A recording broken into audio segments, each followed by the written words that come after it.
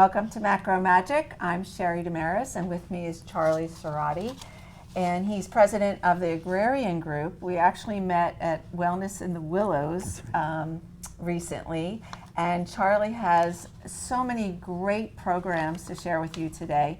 We're going to talk about microgreens. We're going to talk about a book he wrote, his experience in architecture at the University of Penn. So welcome, Charlie. Sheri, thank you so much for having me. I have a couple gifts. So you mentioned the microgreens. We're going to talk a lot about them, but this is a fresh pack of the bat mix, which is broccoli, arugula, and turnip. And so these are ready for you this afternoon for your lunch or this evening. Nice. And then I also brought a copy of my book, which you referenced. So Learn from Looking is about how observation inspires innovation. It was interesting. Back 30 years ago, Kinya Mariamu, my mentor and professor at the University of Pennsylvania, gave me a brush pen. And the pen basically had ink in the handle. So if you think of like the difference between how people would typically draw with things, these are notes that I've done as a journal. 10,000 hours of drawings, and it's about sustainable design from here through Japan, the islands of the Caribbean, and even Eastern Europe. Oh my gosh. There's a chapter on indoor farming, and what I learned in Japan is I became an accidental macrobiotic enthusiast. It was a summer. I was living over there and eating. It was a pescatarian diet, lots of vegetables and some of the fish. And when I came back, I was amazed that the rest of the world hadn't sort of picked up on it because I was feeling so good and so fit that it was a denial of all the processed foods that we'll see in the center of grocery stores. And it changed the trajectory of my whole diet for the past 3 decades. Where have you been hiding out? I don't think the and now I'm growing food with student farmers, and the Plan, Plant, Planet message is about taking a moment to look at balance, not the processed foods, not the Pringles in a tube, but the actual potatoes, how we eat, when we eat, what we can do, even some of the newer trends with like intermittent fasting, and just trying to be smarter with how we put things in our body, how we eat more slowly, take some time, things that people have done for thousands of years that are now new in a way to a lot of Americans.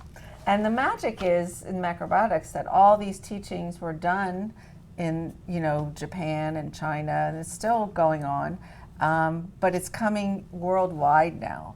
When Misho Kushi, our teacher, brought tofu to the United States, nobody ever heard of tofu, or nobody heard of tempeh, and now it's in all the grocery stores, and people are turning plant-based, and they're getting used to these foods and learning how to cook these foods. So it's been a huge transition from when we started. I know that just in the last 6 years that the trend with the microgreens has changed, because I have a great story just in the last week from out near the Willows, where you and I met, is the Wayne Lancaster Farmers Market. So we dropped off a couple of these containers to test. They had, ready for this, brought in from California microgreens flown over 2,000 miles. And I saw the little packs and I said, these are cut, which means they've been killed and they're starting to lose their nutrients, and they're traveling for multiple days from another side of the continent. How about 2 miles away in Bryn Mawr, instead of 2,000 miles away, we could do a test. So I gave them 4 containers, and it was like 8:30 in the morning. They called at 10:30 and they said, yeah, sold out. We need more. I said, well, I don't have more. I have to keep growing. So we have our Student Farmers Org, the nonprofit that is cultivating as a sort of decentralized grow operation. The next day was 8. They called now, it was at 10:30, said we're sold out. Then the next day was 12. So this last Saturday, dropped off 18, and by 12:30, they want more. So it's happening. This is really about awareness and getting people to understand the flavors, the combination, the health benefits. Not a diet, it's a lifestyle to me about health and wellness. And Jim Lyons, who was on our show a couple weeks ago from Blue Moon Acres, that's how he started his farm, was growing microgreens and selling them. And they sold like hotcakes. So apparently like many people are using these and eating these, and we might not even be aware of that. It's amazing, because with the Wellness at the Willows, I gave a presentation on future food right now, and about how we don't have to wait for a corporation to provide this, because we can grow, and these trays that are out are for homeowners, students of all ages, right? So it's high school and college kids have big numbers. There's like 15 million high school and 18 million college kids, but there's over 40 million retirees. So the idea of having a tray that can have, with the little seed pack, The ability for you in your own home to sprinkle them out on the jute mat, spray them with the water, and in 1 week, you get food. So I tell people $1 of seeds and the mat can make $10 of food in a week. And now all of a sudden it's not an exotic that is like just a garnish at a steak shop on the side of a piece of meat, right? Microgreens were never sold as a staple. We're gonna try, and it's a big job, to make them like an avocado, a superfood. Growing up in the 70s and 80s, avocados were not in the grocery stores, right? You'd go to Puerto Vallarta and maybe get some guacamole to have avocados. But changing mindset with the macrobiotic diet is sometimes about a sales wedge. So I see these microgreens as a cheap and fast, easy way to get people excited, grow something at home. The families that now have siblings, one from high school dialed in and said, I need another set of trays, which I'm taking after this shoot to their house because the middle school kid wants to keep up with the older brother in high school to grow food, right? But momentum. And then the parents hopefully learn from the kids in a way. So this is a strategy of attacking a challenge, which is 20% overweight children, clinically obese in some cases, 40% for obesity for adults. If we can change that mindset for something as simple as a micro, a small green, for the macro diet, the large diet, maybe we make a wedge in the change. Now tell me a little bit about how do you know they're fully grown? Like you put the seeds in, is there a certain number of days or do they reach a certain number of inches? Love the question. So the instruction kit that we have talks about the parts that come, which are the trays and the mat and the seeds, but then it has day by day what happens. So on day 1, you just basically sprinkle the seeds onto the mat, and what you're going to do is have with the spray the activation of germination for 3 days. It comes with a third tray so that when you cover it, they're dark.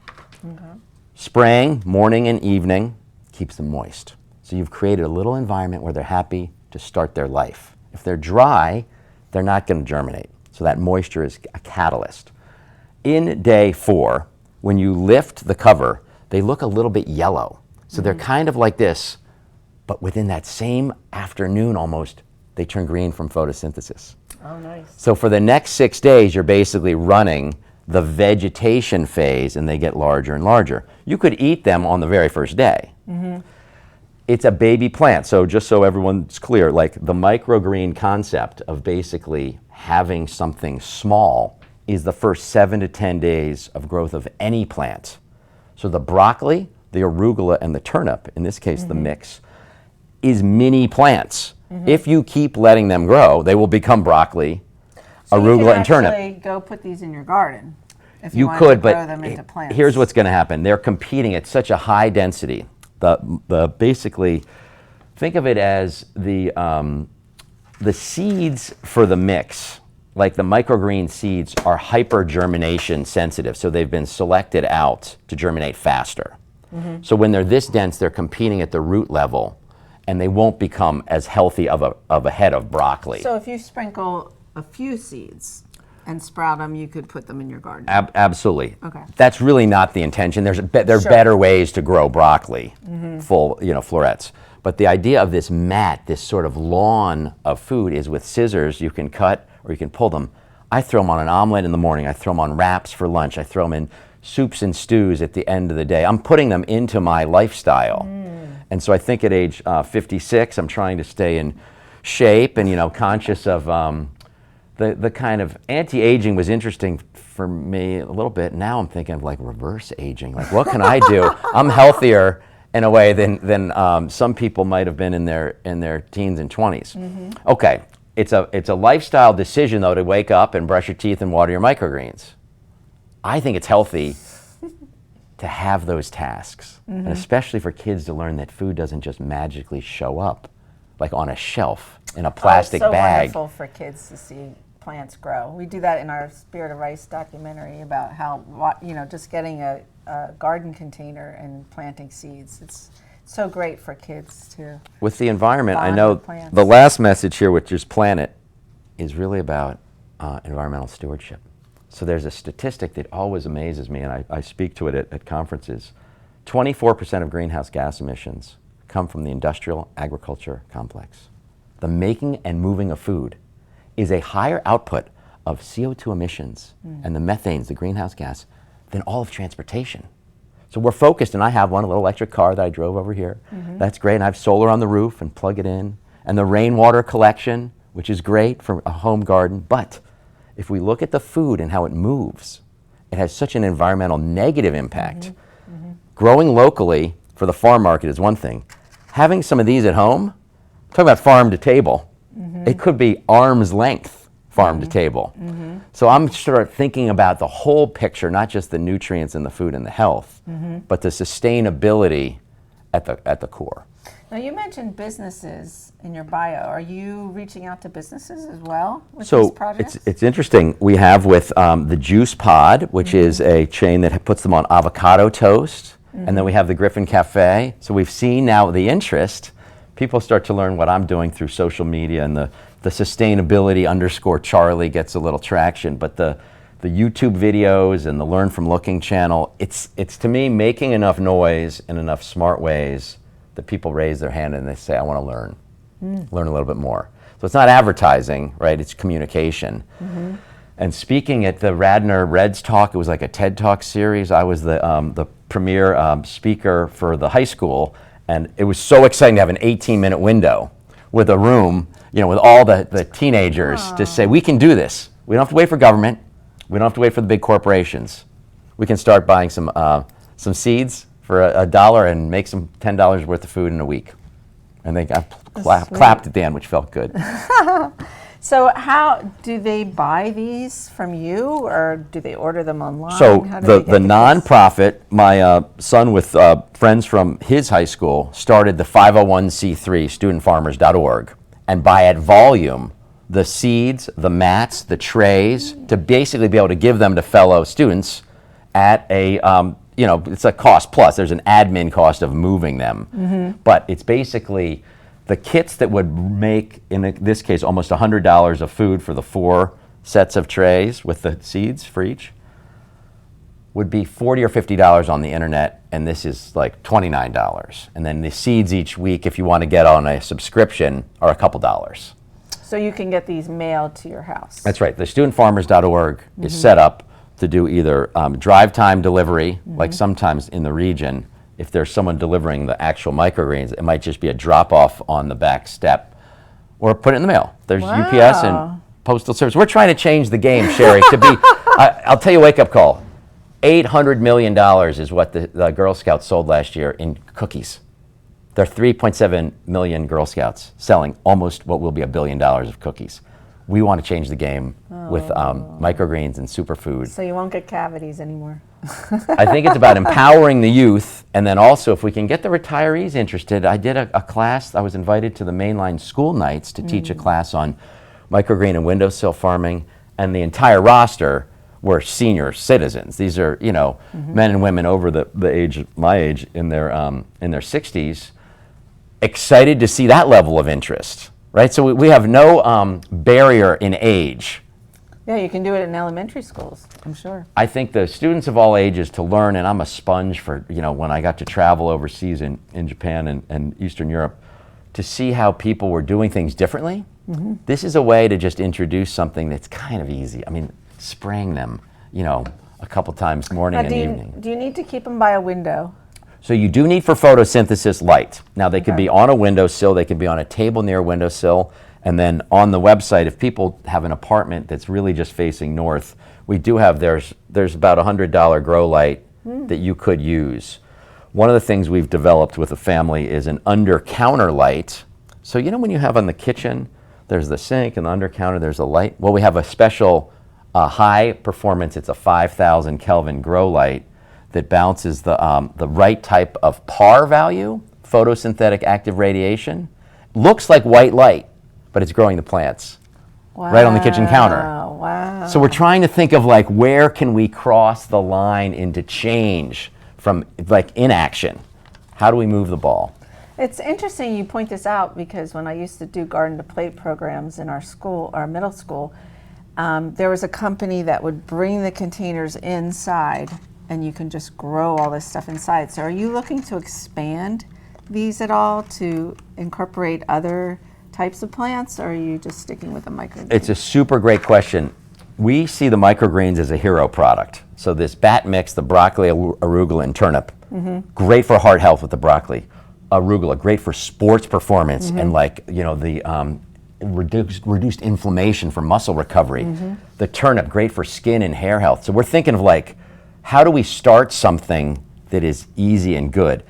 Uber did not start with delivering food, right? They took in New York and San Francisco this idea that someone needed to get from A to B. They didn't want to wait for a cab or a town car, so they made it easy on your phone. We want to make it easy, fast, and affordable for people to grow the food.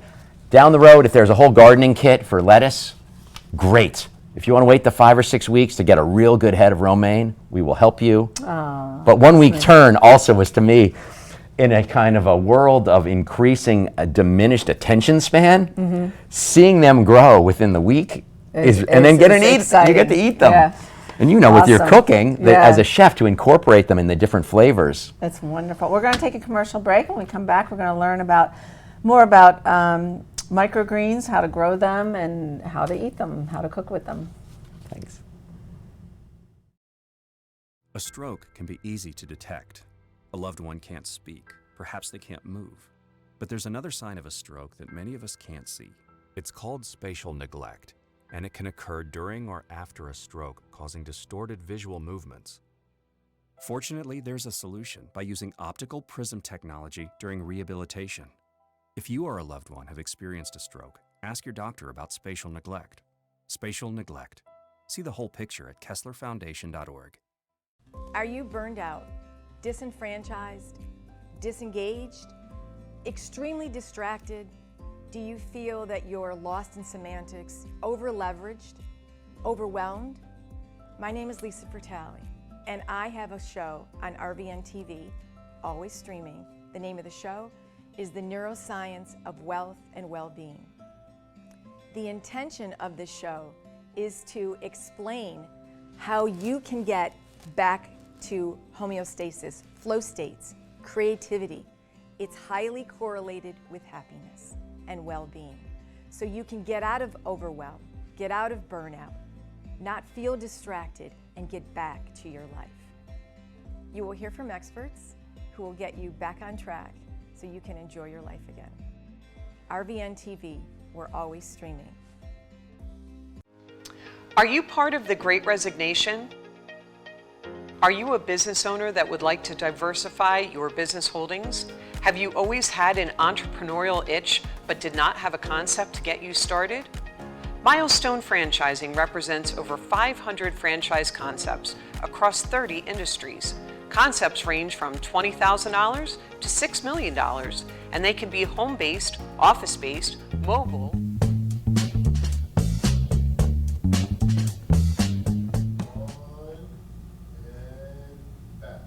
Welcome back to Macro Magic. I'm Sheri Damaris with Charlie Szoradi, president of the Agrarian Group, and we just discussed his awesome new project of helping to sell and distribute microgreens throughout the country, right? That's right. And all the benefits of microgreens. Before we get into how to cook these, we want to ask you a couple questions about the nutrient value of eating a microgreen compared to a fully grown like broccoli plant.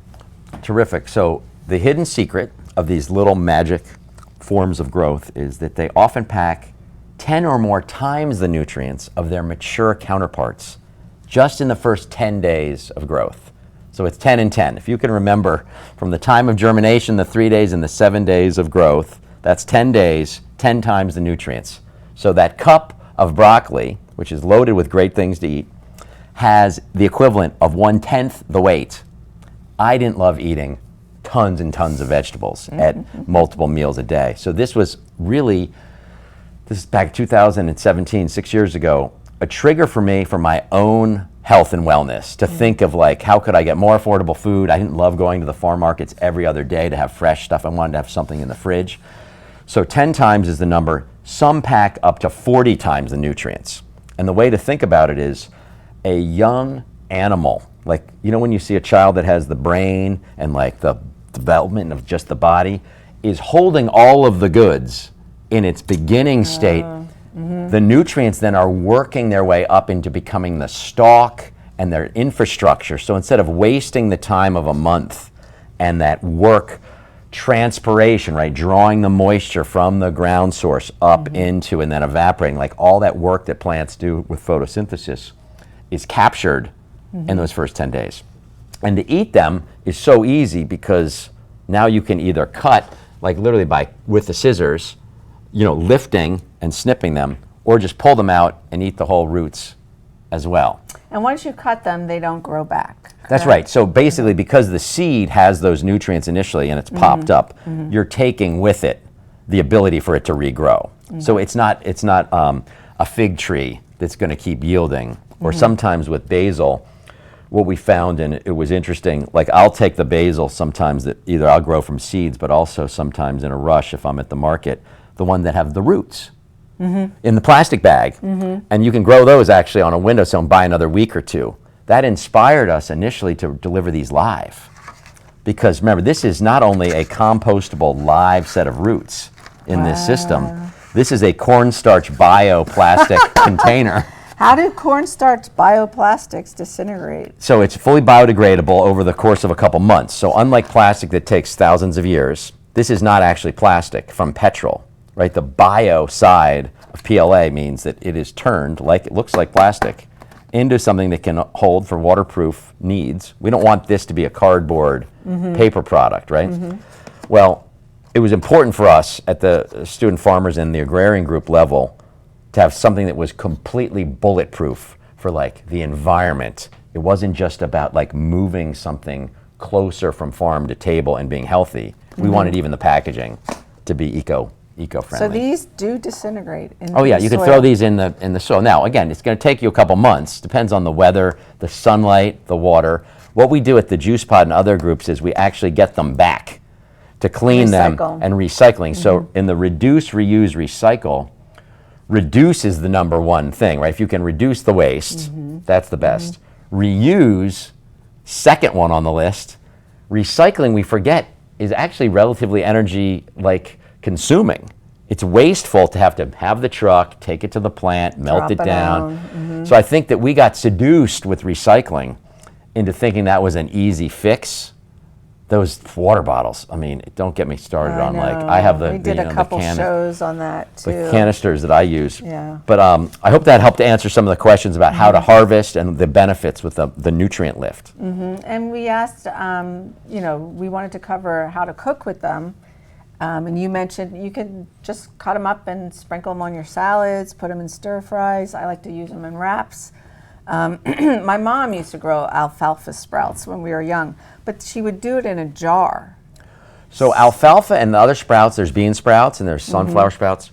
The sprout is basically what I was talking about when it goes from the germination into that first day or two before the leaves really start to show up. Because so these are the microgreens. That's right. They're green on top. and so then think the of it as sprouts. seed, sprout, microgreen, plant. Okay. Right, and so what the disadvantage for me with the sprouts is in the stereotype of all the difference between how things are grown. Sprouts are in water and microgreens are in soil.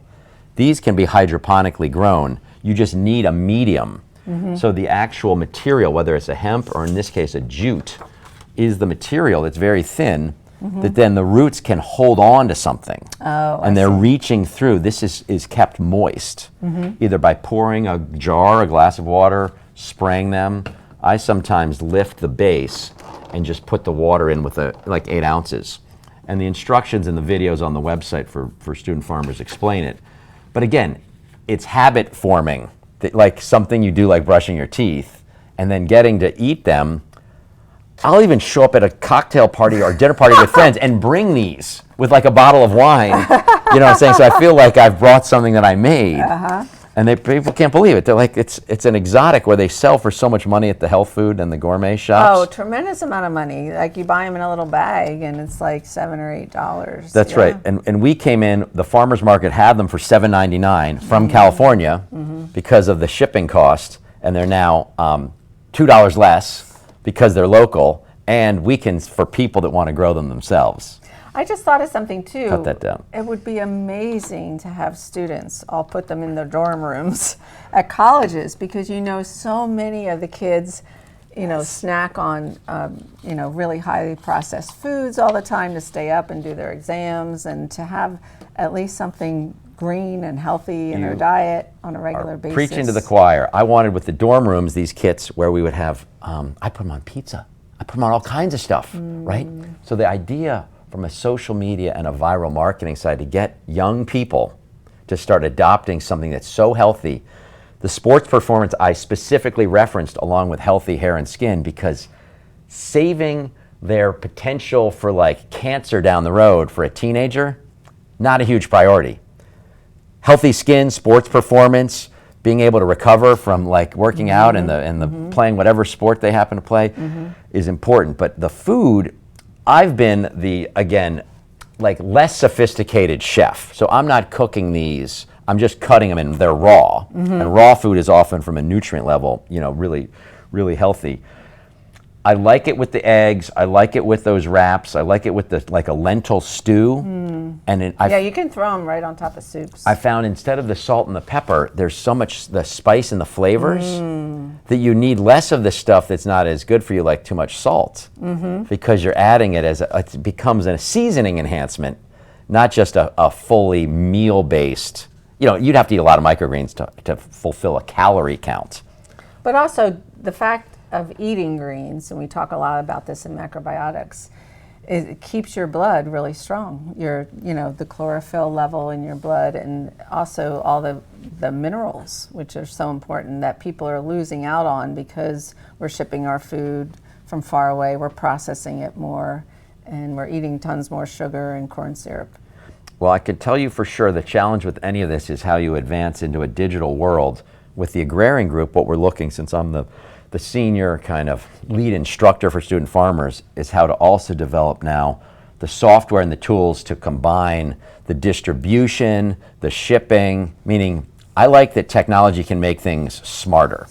And that's where the connection is with the Agrarian group. And I hope that people start to see that it's not something that's like a trend or a fad, because I hate that even macrobiotic has been deemed sometimes as like a fad diet, as opposed to a lifestyle of whole foods sourced locally that are good for you in the right balance, and that it's not some kind of catch on to the wave for like instant satisfaction of weight loss or some extreme behavior. It's locally sourced. 500 miles is kind of the macrobiotic number. Did I read that correctly? I'd like to even see that at 100. A little bit closer. Miles, but it's something you've been at. Is it coming up on 30 years now? 40 years, actually. You go. That's awesome. So we're going to wrap things up. Charlie, how can people reach you if they want to get some of these kits, if they want to learn more about this beautiful book that you illustrated? How can they get in touch with you? theagrariangroup.com, where I'm the president, is the company, and then studentfarmers.org. And that's the way to get the ball rolling, and I'll be happy to mentor and help and speak again at schools and do as I've done, a sort of a promotion of good, healthy, and sustainable living at whatever audience is interested in listening. It's so wonderful, and I can't wait to take the kit home and start trying to grow them by my window. That's right, you get the kit and the greens and the book. Triple play. Thank you so much. And thanks for coming on our show. And viewers, thanks for watching. Make sure to visit our website, macromagic.com, to see the latest news on our TV shows. And we'll see you next time. Thanks, Sheri.